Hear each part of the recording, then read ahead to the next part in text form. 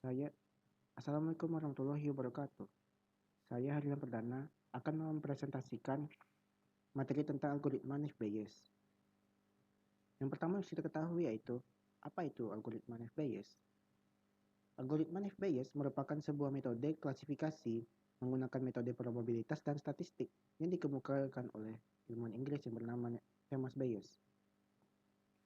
Algoritma Naive Bayes memprediksi peluang di masa depan berdasarkan pengalaman di masa sebelumnya sehingga dikenal dengan teorema Bayes. Ciri utama dari metode ini yaitu asumsi yang sangat kuat akan independensi dari masing-masing kondisi atau kejadian. Keuntungan penggunaan metode ini hanya membutuhkan jumlah data pelatihan yang kecil untuk menentukan estimasi parameter yang diperlukan dalam proses pengklasifikasian. Tahapan dari metode ini yaitu ada 4. Yang pertama menentukan jumlah kelas atau label, kemudian menghitung jumlah kasus per kelas, kemudian kalikan semua variabel kelas dan bandingkan hasil per kelas. Nah, untuk rumusnya yaitu di mana posterior sama dengan likelihood dikali prior per evidence, di mana posterior berlambang PCX kemudian sama dengan PXC dikali PC per PX. Keterangannya itu di mana X adalah kelas yang belum diketahui, kemudian C adalah data merupakan suatu kelas spesifik, PCX yaitu probabilitas hipotesis berdasarkan kondisi atau posteriori atau posterior, kemudian PC yaitu probabilitas hipotesis atau prior, kemudian PXC yaitu probabilitas berdasarkan kondisi pada hipotesis, kemudian PX yaitu probabilitas C atau evidence. Nah,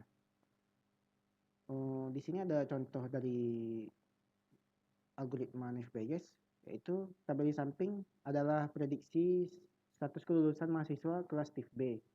Nah, sekarang tentukanlah jika ada mahasiswa bernama Hari dengan jenis kelamin laki-laki, status mahasiswanya itu mahasiswa, status pernikahannya belum, IPK semester 1 sampai 6-nya yaitu 3,40, maka tentukanlah status kelulusannya.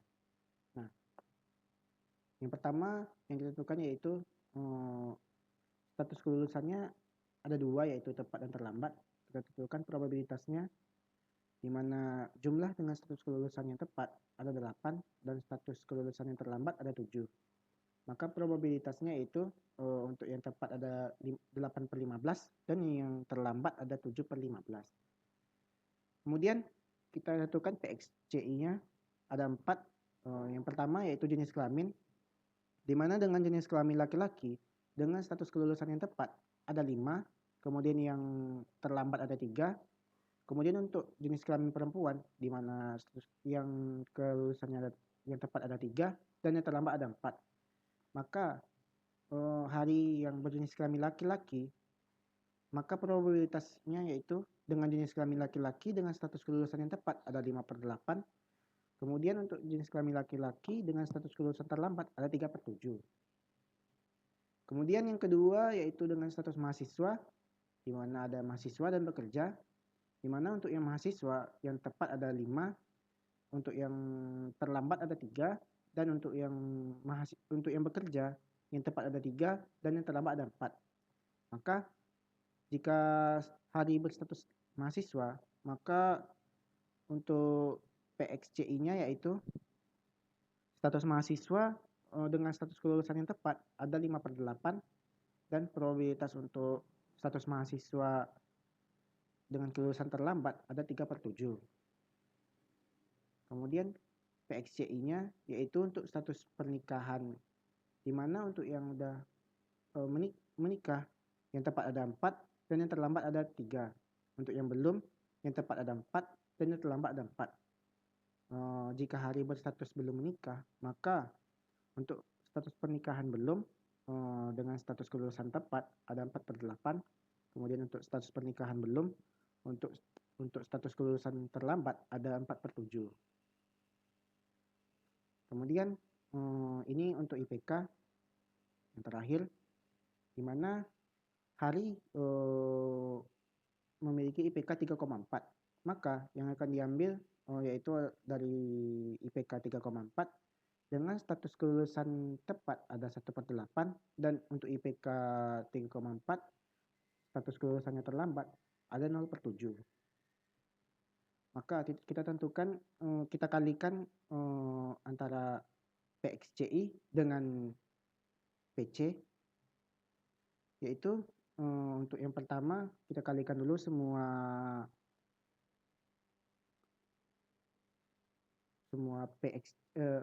PXCI-nya, yaitu di mana untuk status kelulusan tepat jenis kelamin laki-laki, status mahasiswa dan status pernikahan belum, dan IPK 3,4 dengan status kelulusan tepat ada yaitu kita kalikan di mana 5/8 dikali 5/8 dikali 4/8 dikali 1/8, yaitu hasilnya 0,023. Untuk status kelulusan terlambat di mana jenis kelaminnya laki-laki, status mahasiswanya belum, dan IPK status mahasiswanya itu mahasiswa, status pernikahannya belum, dan IPK 3,4, maka status kelulusannya terlambat. Maka kita kalikan dengan probabilitas tadi 3/7 3/7 dikali 4/7 dikali 0/7 hasilnya 0. Maka PXCI dikali PCI di mana dengan status kelulusan yang tepat dikali dengan status kelulusan terlambat ada 0,023 dikali 8/15 sama dengan 0,012, di mana untuk PXCI-nya yaitu untuk status kelulusan terlambat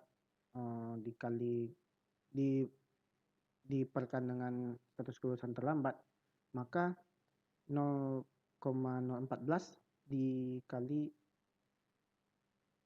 dengan 7/15 hasilnya 0. Maka maka di sini yang bernilai yaitu dengan status kelulusan tepat, maka mahasiswa yang bernama Hari dengan jenis kelamin laki-laki, status mahasiswanya mahasiswa dan status pernikahannya belum, dengan IPK 3,4 masuk ke kelas status kelulusan tepat. Sekian presentasi dari saya. Apabila ada kesalahan saya mohon maaf. Wabillahi taufiq wal hidayah. Wassalamualaikum warahmatullahi wabarakatuh.